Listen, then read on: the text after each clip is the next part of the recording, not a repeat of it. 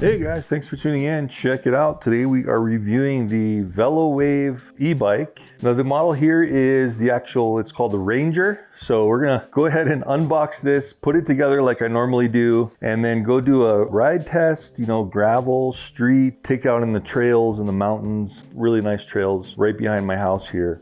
And really put this thing through the test, I like to really test these things to know really how they perform. I'm also gonna do some pretty hardcore rock trail testing on this thing. These kind of all-terrain type of bikes, I like to do that. So stay tuned and let's get started with the Velowave Ranger e-bike.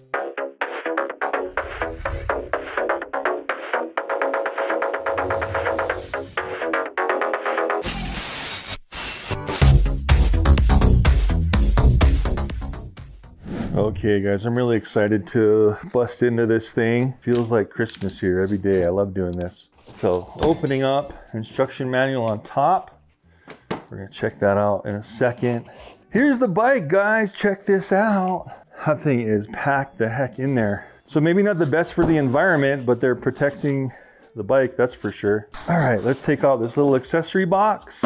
Looks like the tire, got a little zip ties. Gotta open up those zip ties. And there's the front tire. So definitely flatter, of the flatter ones I've seen. Little plastic plug there. There's our disc brake, a nice all black wheel. Let's see what else we got. Actually had a plug on the other side too. So they're packaging this thing really well. Man, this thing looks nice. Look at that. And this is where you gotta be careful. Zip ties are black. And also the wires of the bike are black, so don't cut these thinking they're zip ties. I'm sure some people have done that. So there it is, guys. There's the bike and it's molded foam, amazing. And it even has a kickstand, awesome. Some of the bikes I review don't even come with kickstands, but this one did. Let's just start taking things apart. That's actually nice and safe because it can't short on the connections, right? And they wrapped it really good with this saran wrap material. So there's our battery, big old boy. There's the battery connections. Little power button there, and it just basically turns green. It looks like it has quite a bit of charge here. It is green. So it's not a multimeter readout, it's just like green, orange, or red, it looks like. Fully charged lithium ion battery pack, 720 watt hour, 5 amp max charge current, okay? Of course, we're gonna just be using the charger that comes with it, so we shouldn't have to worry about that. So this is where I always warn people to be careful. You see how this tie wrap is really tight and wrapped around the pedal arm. So you really don't wanna scratch that. So be careful when you're cutting these tie wraps that you're not scratching this painted aluminum or steel, whatever this is, with your scissors. Man, this thing looks nice. I'm loving that kind of gunmetal blackish gray. Looks really good. Okay. Oh, all right, there we go. So phase 2, taking off the back side. Very nice. All right guys, when I pulled that out of the box, this just looks like a kind of like a plug that fell out, axle plug for the front forks. We shouldn't need this, but I like to save these things. I don't know why they would put plastic wrap around this little plexiglass thing. Okay, continuing on. All right, set of keys right here, wrapped around the cables to take out the battery. That's what these are usually for. You just plug it right in here and then you can open up and take out your battery. We'll do that in a second. That looks like it takes care of all the tie wraps except for there's a little tie wrap here on the brake that's keeping a little plastic plug so those brake pads don't squeeze together by accident. Now we just gotta take off all this. Okay guys, so phase 2 complete. Got it out of the box and all of the packaging and tie wrap off. So we got our battery, our wheel, our bike. Let's check out the accessories here. So this is what I was looking for. Yep. We got our pedals. Oh, that's cool. Extra set of springs for our axle and an Allen wrench. Here's our little reflector, another reflector. I like how they give you the option to put those on if you want to or not. A 3-way Allen wrench key, 2 open-end socket wrenches, 8, 10, 15, and 13 millimeter. And there is our axle right there, our clamping axle. Looks like the springs are on it. There's our clamp and our nut and everything ready to go. So that's gonna be how we put the front tire on. A little screwdriver. So this is just a flat head and a Phillips head. Okay, a little bit higher quality than most I see that come with these bikes. Oh, okay. 2 extra spokes. Wow, that's the first time I've seen one of these electric bikes give you extra spokes. That's cool. This is probably going to be the charger. Yep, so that's the plug from our wall to the charger. And here's the charger. So this is your basic, you know, kind of Chinese battery charger. Didn't look like they spent much on this. This just looks like a kind of a generic charger for any old bike. Doesn't have their brand name on it or anything. It's just a charger. But into the wall and into the battery right here. It's one of those kind of 3-way plugs. So how do we charge it? You can remove the battery. You don't have to charge it on the bike. And you just plug it in right like this. And that's going to be charging the battery. Last thing in the box, guys, is our headlight. Nice. It looks like a pretty high quality. This thing is not light. Usually these come with kind of a cheesy, like really light headlight. This thing is substantial. That's where we're going to plug it in once we put the bike together. Plug that in, mount it up on the front somehow. I'll go through all that with you guys so we can do it together. And that's everything in that accessory box. So now we can start putting this bike together. So first things first, we want to put on the front handlebars. Always good to do the handlebars first because you can still prop the bike up on the forks like this and you have a decent stability there. And then we can just put these handlebars up just like this. This is a handlebar clamp and they usually let it spin around like this and then you got to crank these bolts down. So this is just like for shipping, they kind of leave it a little loose. All right, so for this stage, we'll open up our handy dandy Allen wrench key. All right, so this looks like a pretty solid key. My goodness, they weren't messing around with this one. This is a pretty good tool here. Anyway, just find the one that fits right in this Allen wrench for the handlebar clamp. We're gonna take this off. I like how these little bolts have lock washers on here that will not slide off. So that's a bonus, so you don't lose those lock washers. We do have to take this clamp all the way off, or these 2 clamps, I should say. The only little negative I'm seeing is why are there 2 pieces here? You know what I mean? They could have just done a single clamp and held that thing on solid. These should be super universal, so you could use them on either side. They're basically the same shape. You just flip it around. So if you mix them up, no big deal. All right, so your basic handlebar installation. I wouldn't press the brakes just in case. I mean, there is a little plastic plug in the front brake, but I always do that. I accidentally press the brakes and some of them don't have the plug and I end up having to spread the brake pads to get the tire on. So try not to squeeze those brakes. Put it up in the clamp. Okay, yeah, so you see this thing right here? This is like a thumb throttle. I guess this bike has a thumb throttle. A lot of them have a right hand wrist throttle, but this looks like the shifter on the right hand. So they put the throttle on the left hand. So you wanna make sure you just get all this kind of correct. Don't have to really tighten this thing down. You know, we just wanna kind of get it up here so it's kind of propped up initially. So don't worry about it if everything's not lined up perfectly as far as like where it matches your hands, because we're going to do that later. We just want to get all this stuff finger tight up here. And just rule of thumb too on these handlebar clamps is you don't want to have like one slightly tightened and then one not very tightened. So you want that space to be the same on the top and the bottom. So try to make it as even as possible while you're tightening these things. So you see that just a little bit snug so this thing can still kind of move around. Looks like they have a good serration here. So the handlebars, once we tighten this thing down, shouldn't be slipping up and down everywhere. So just going to leave them like that. So when we do finish up, we can get the correct alignment for our body size on the handlebars.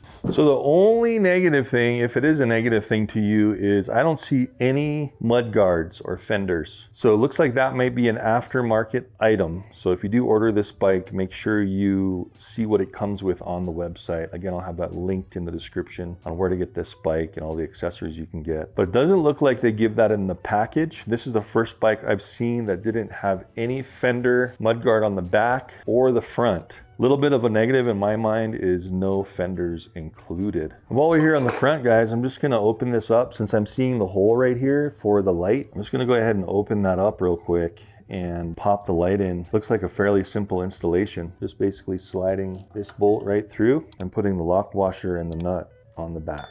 Real simple. This light feels so heavy, and this has like heat sinks on the light. So it says 10 watt. I don't know if you can see that, but on the top it's 10 watts. So for how robust it is and how heavy it is, I am expecting this light to have some really high output. This is where we're going to use a small wrench that comes in the box. Looks like a 10 millimeter, and the light actually locks. So if you just kind of pull the light and then just tighten this back nut here, it looks like you don't need 2 wrenches. Just be careful you don't scratch the shock chrome. I'd imagine if you do get the front fenders, they're gonna also attach through this hole as well. So just keep in mind that usually that's kind of how these things go. So before we crank this all the way down, I want to get the light upright. Yeah, that's gonna hold on there really nice and tight. See, so we can adjust our light a couple different ways. All right, that thing ain't going nowhere. Then of course we have this kind of loose cable that just connects into the cable on the bike. So there's really only one way to connect these, but just be careful. Try to line them up as much as possible because I have bent the pins in these before. So before you push them in, just really try to like find the correct groove and then just go straight down and they should click in perfectly. There we go. We'll see how that is if we need to possibly put our own tie wraps on there, but so far so good. Okay, so got the handlebars up, got the light on, and now I want to put this wheel on. So the front wheel is right here. We need to pull out the wheel axle clamp from our accessory box. Okay guys, so we want to separate the springs, put the springs all the way as back as possible. And this should be a kind of a quick tire disconnect. So the actual forks are just gonna go right over this. You don't need to like slide this through a hole. It's just a notch that pops right over this. So let's try it. And for this stage, I'm just gonna flip the bike right over. This will make it a little bit easier so we don't have to lift up the bike and stuff. Grab our scissors, carefully cut this tire wrap, making sure that the brake levers aren't pulled. And that's our little brake spacer. See that? So you just throw that away. On the other hand, you are gonna have to take this nut off and one of the springs just for the initial connection. So we gotta, just like any other quick release axle, slide it through, one spring on one side, and then copy that spring on the other side where it's wide. The wide part is on the outside where the nut is. And then we're just screwing it in a little bit. Just maybe enough to where you can kind of see the axle a little bit. So we're gonna leave that released, opened, and put this thing on. Let's try it out. Brake has to slide right in there as we put the axle in. I'm gonna have to do a couple adjustments here. There we go. Try to loosen that nut just a little to get everything in there, and that looks pretty good. Tighten that nut up, and then the lever is just gonna kind of hug, it's gonna clamp, and it's gonna hug the side of the bottom of the shock. The wheel is all the way down in the notch, good, and we want this clamp to be fairly tight, okay? Not too tight so you break anything, so just keep loosening that nut a little bit, or tightening. There we go. Maybe a little bit too tight. One more little quarter turn.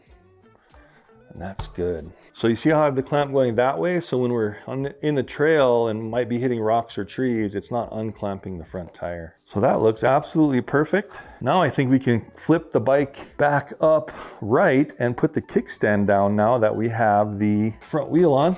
Yeah, these wheels are definitely gonna need air in them. They're super flat, almost completely flat. So the kickstand down now. Look at that bike, man. That is a slick black bike, that's for sure. Black and gray, black and gunmetal. Put our pedals on, zip tied together in the bag, okay? One more zip tie. And these can only go on one way as well. So if they don't screw on one way, try the other way. I'm not really seeing any right or left markings on these. We'll just see if they go on. There we go. So that's going to be a reverse thread. So I'm going counterclockwise. Just going to kind of finger tighten it and then grab the wrench they gave us in the box. I love it when they give you all the tools you need to assemble it. Some bikes are short on the tools. That feels like it's spinning pretty well. Same thing on the other side, but this one's going to be regular clockwise thread. Nice, not too tight, not too loose, but just right. Okay, last but not least is going to be tightening the handlebar clamp and also actually both parts of the handlebar clamp. And also, I guess you'd call this the head, right? So this is where we really want to make sure this thing is true to the wheel. So we look at it and we just want that to be going perfectly in line with the wheel and then crank this stuff down. So just taking that pretty nice wrench they give you in the box and cranking this one and also cranking this clamp on the sides here. Just making sure it's really nice and straight, lining it up with the wheel. Not too tight, don't want to snap it, but see that? That's pretty straight. We can always adjust that if we need to. And then handlebars, So if you're standing up or sitting down, you want the best possible feel on your brakes. That seems just about right. And then same wrench, and we'll just tighten all these down and make sure, remember, that you do them evenly on the top and bottom so you have that even space there. All right guys, so while I'm setting up the bike, I'm just gonna go ahead and plug this charger into the wall and start charging this battery. All right, so what it said in the directions in the instruction booklet was, remember this little button here on the top? If you hit the button and it's green, that means it's above 30%. If it's yellow, that means it's between 30 and 10. And then if it's red, that means it's below 10%. So not really a very great light here to know, between 30 and 100% is a huge margin. So it being green is just telling us that it could be anywhere in between there. So anyway, I want to charge it right here. So I'm just going to plug in to the charger right there. And then all you're seeing is this charger's going red, and once that turns green, we should be ready to go. So we'll just let this charge up while we're finishing our setup of the bike. Anyway, guys, not so bad. Pretty easy setup compared to a lot of the bikes I set up. This one was fairly kind of more on the simple side for me. And it's probably because it doesn't come with those fenders. The fenders are always kind of a hassle to put on the front. Anyways, let's take this thing outside and see how it rides, see if it can handle kind of an all-terrain environment.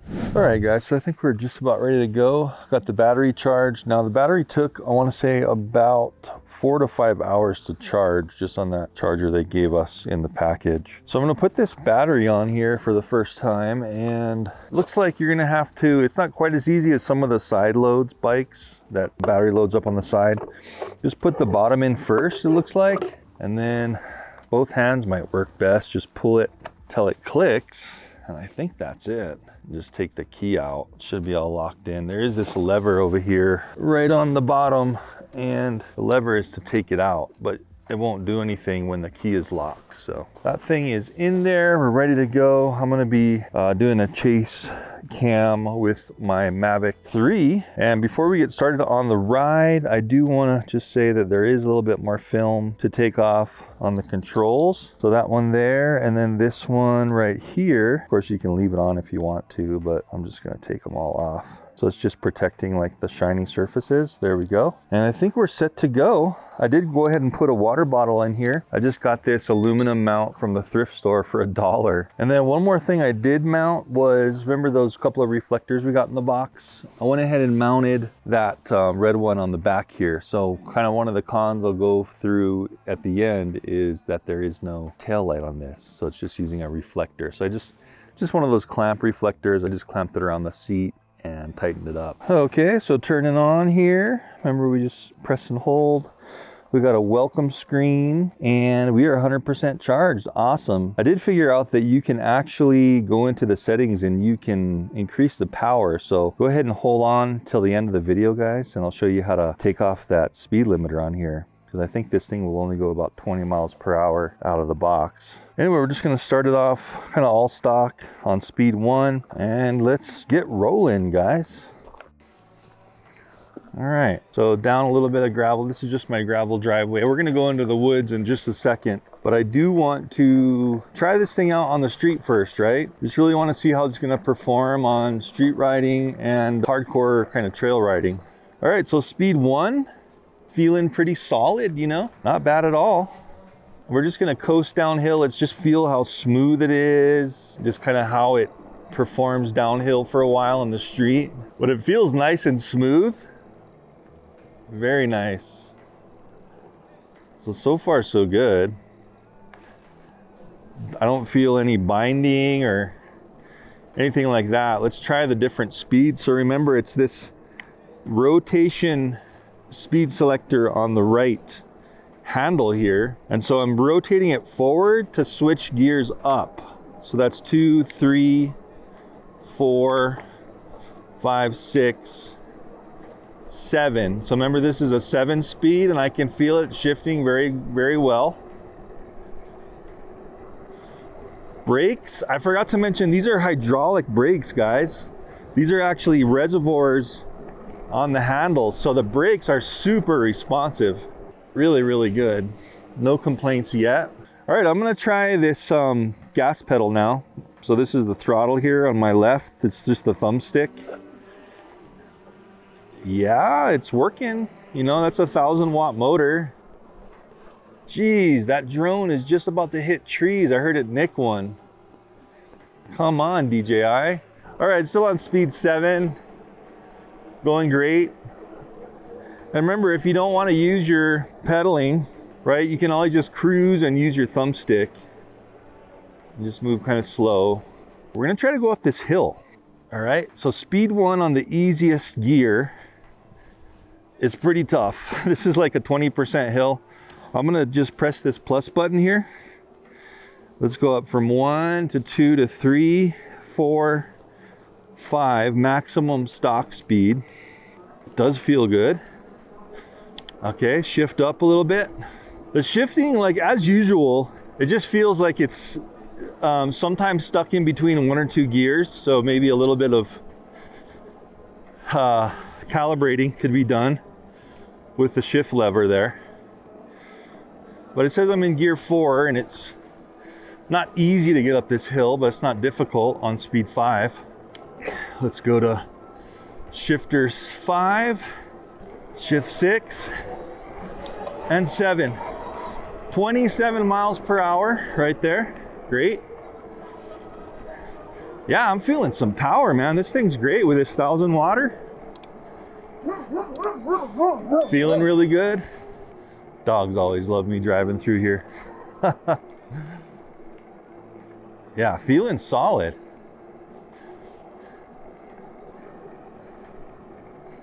So down the hill, let's test these brakes out. This is a steep hill. This is steeper than the incline coming up. This is like a 30% right here. Test the rear brake.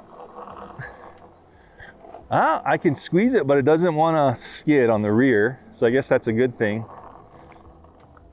Might be able to use a little adjustments on that. It feels like the front would skid, but the rear won't. Guys, this thing also has a walking mode. So if you look here on the controller and you hold the negative button, you can see that little guy goes up there and it's just helping you walk it. So if you wanted to walk like in the city or up a hill, and it will just help you walk it like 2 miles per hour, just assist you. If you try the thumb throttle, you see how it's just like 2 off and on. It's hard to do that. So that's a great little feature. A lot of bikes have that, but I haven't really used it before or tested it out, but it seems to be working very well. So let's go back up the driveway, guys. And guys, just to let you know, the throttle doesn't care what pedal assist speed you're on. It'll always be the same power, okay? Right on. So far, so good. So, you see this forest over here? I want to get in here, take that trail up where I did my last bike review, and it gets pretty rocky up there. I want to try this thing out and let's see how it does. Okay guys, so before we hit these trails, just kind of wanted to show you how to take off the governor on this Velowave bike. So what you got to do is you got to hit power a few times until you get in the setup. So double click the power button, then you can press up and down. You can adjust your screen brightness, you can adjust the system, auto off, timeout, your wheel, and advanced. I want to go into advanced, so I'm pressing power on advanced. And then the code for this is 1801. So 1, press power to go to the next one. And then we're just using the up and down, plus and minus, 0, power, 1, power. And that gets us into everything. So we got speed limit we can adjust. It's set at 40 kilometers per hour. I'm gonna just go ahead and up that. Let's see how far we can go with that. It's 61 is the max, it looks like. And that's gonna be like how long the motor still assists you, how fast you're going. So we press power to enter that at 61. Current limit, it's defaulting at 15 amps. Let me try to up this for the trails. Holy smokes, you can go all the way to 30. So you can basically double the amperage. It's not gonna last as long, but we'll see what happens here. Let's just try 30 because I'm gonna need that power in the trails, right? And then we press minus again. Assist levels. So if I press power here, 5, we can go up to 9. Holy smokes. So let's do 9 assist levels. See how that works. And then pulls in motor, don't want to mess with that. Throttle 6 km. I don't know what that means, but I'm just going to leave it at no, and then we'll exit the screen. And then to exit, you just keep going down. You can always put the factory settings back on right here. You're going to change your password, but I want to exit. And there we go. So now if I press plus here, Watch the screen, assist levels, 2, 3, 4, 5. That was original 5. Look what we have now, 6, 7, 8, 9.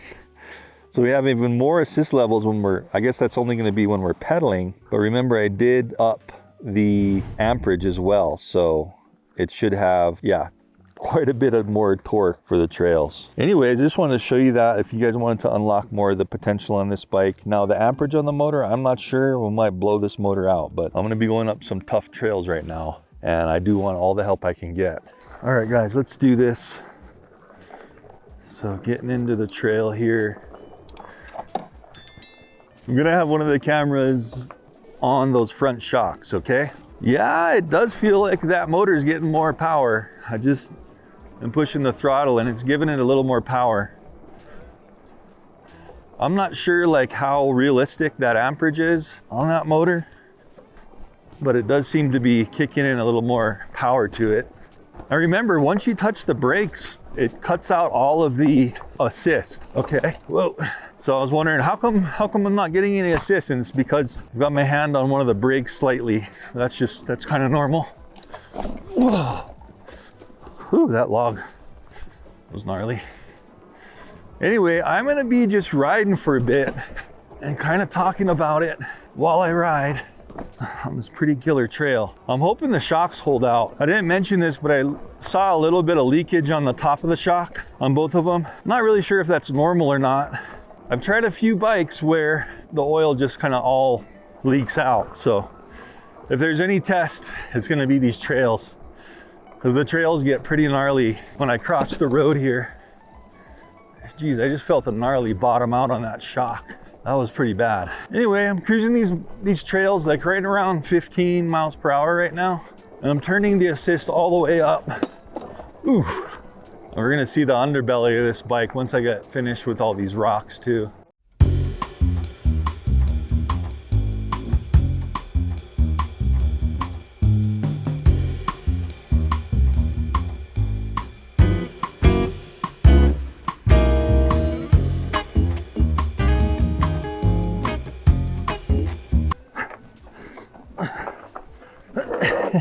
Oh yeah, look at this.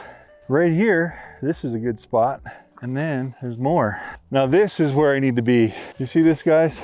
For my range test, look at this. So we're at 4.8 miles on the ticker. I think we've done at least 1.5 miles, if not 2, on just the trail. My house is actually down the hill that way, but look how much higher we are on this peak. And that's the direction I went with my Mini 3 Pro range test drone. So this is gonna be an epic range testing spot. A little work to get here on the trails, but I think it's worth it. Yeah, I mean, I think that took like 15 minutes to get here. So this is gonna be a great spot. Let's check out a little higher up here. Here we go. This is what I'm talking about. Now we have like a 180-degree view. Unbelievable. Very nice. This is great, like from right here. Is that my house right there? Can't be my house. Okay guys, yippee, found the spot, man. This is it. This is what I was looking for. So thank you, brother Casey, for directing me to this spot. Anyway guys, check it out. It did shut off, so I've been here for about just 10 minutes, kind of taking pictures and soaking in the beautiful sights here at the top of this peak. So let's turn this bad boy back on and go down the hill. We're at just about 5 miles, 4.9. I'm gonna go this way a little bit, see if I can see a little bit of a view there. We'll turn around, come back home, and then we'll do a full-on pros and cons like I normally do.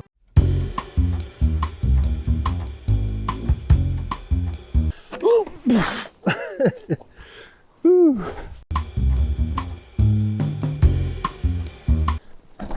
Ooh. Ooh. Oh.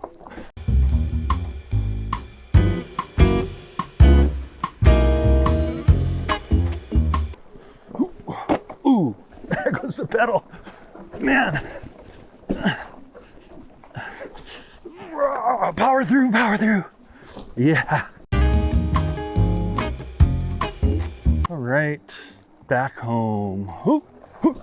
Oh man, it feels good to be home. Let's park this bad boy, do a little assessment of damage, and then do a pros and cons, guys. That was a blast. Thanks for riding with me on that. Okay guys, so what a ride, man. Let's talk about the pros and cons for the Velowave 1000-watt bike here. Well, I'm pretty impressed actually. For it being just a front suspension, affordable bike, everything seemed to hold up. I haven't lost any pressure in the tires for the few days I've been doing this review, and also I was a little bit worried about that trail ride hitting all of those massive rocks, but it seemed to definitely hold up. The 1000-watt motor, I don't know, it seemed maybe a tad bit underpowered just for trail riding and stuff like that. It'd be better if you could increase the torque a little bit, even though we did adjust. Remember, the settings in here went into the advanced settings. It didn't really seem to give it that much more power, maybe a little bit. For that entire ride today, we still have 78% power left, so I was using it almost all the way up that trail. And I think that was about a 2-mile uphill trek, just about, maybe a mile and a half. We're at about 6.7 miles total ride time on this thing. That's around my neighborhood in the roads, and then also on those trails we just came back from. So pretty awesome. A little bit of a pro is definitely the hydraulic brakes. They work fantastic. The rear brake doesn't seem to grab, and I had trouble kind of skidding it on the road, but that could just be a couple adjustments or even break in good enough. I just couldn't really skid the rear tire with my weight, and I'm pushing like 200 pounds. I like the normal grips. The normal grips felt really good, especially when you're in the trails. Those kind of comfort grips that have the thing come down here, those kind of like start digging into your hands when you're really riding hard. So I do like just the regular grips here, a little bit more aggressive. Hang out, because this light, we're going to do a nighttime test, and I have no doubt that thing's going to be nice and bright, especially with the 10-watt high intensity bulb right there. So I'll put a little clip in at the end so you guys can see that nighttime ride. One of the little cons was remember the shifting. So it seemed like one gear on the top or bottom end sometimes wouldn't click in. We had a little bit of a miss shift problem, and it kind of went into this, no gear zone, but you can usually remedy that just by shifting down and back up. So that's a little bit of a con, but I think that can be tuned out with a little bit of the gear shifter adjustments. As far as the shocks go, guys, actually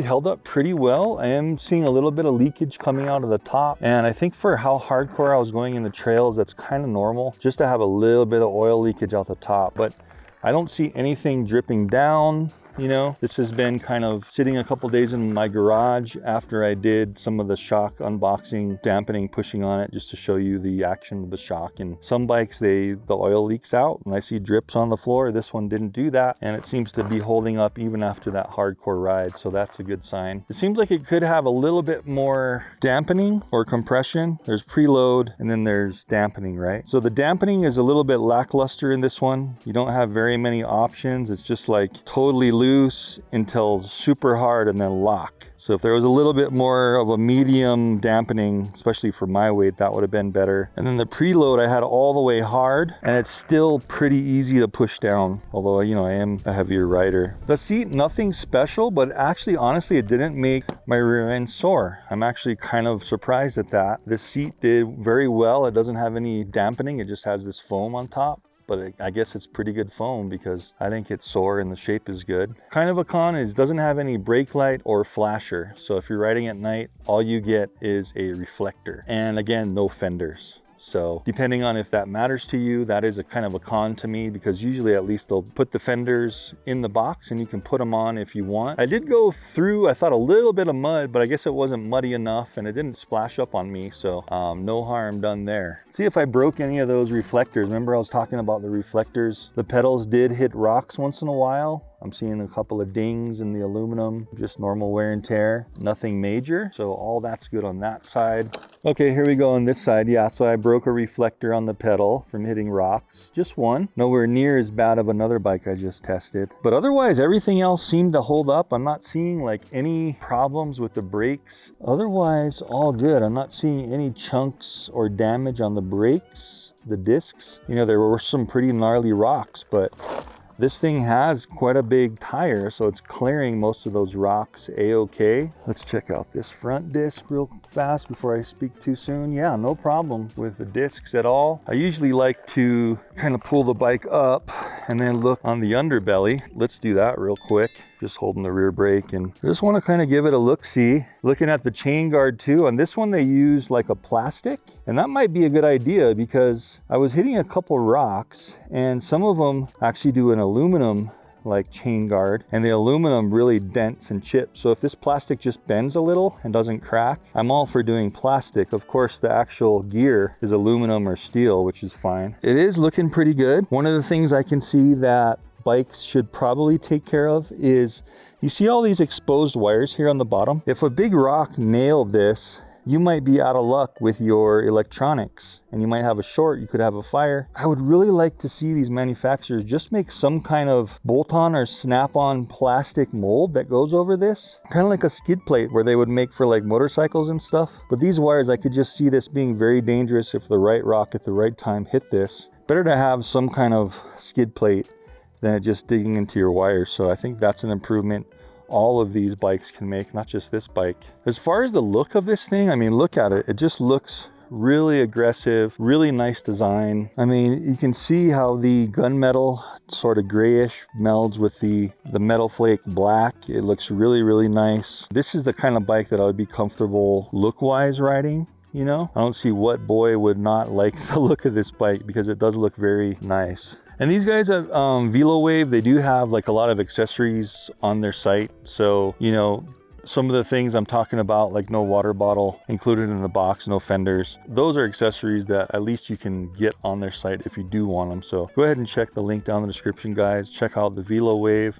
Check out the filming equipment I use. And I really hope you had fun enjoying that ride with me. I had a blast. And I think getting up to that peak where I can do my range tests was a real milestone today. And I was able to do it on this bike, and I'm not really seeing any damage on this bike. So if it can handle that trail, it's a pretty good bike. Of course, if there were rear suspension, it would be way better on all those rocks. This model doesn't have rear suspension, but you get what you pay for. You want to pay more money, you can get one with rear suspension, but this is a pretty affordable type of all-terrain electric mountain bike, and that's what it's made for. Anyway, guys, I hope you enjoyed that, and I will see you in the next review. Thanks for watching.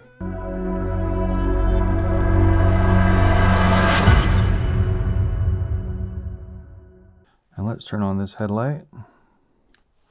Ooh, that thing is bright. Wow.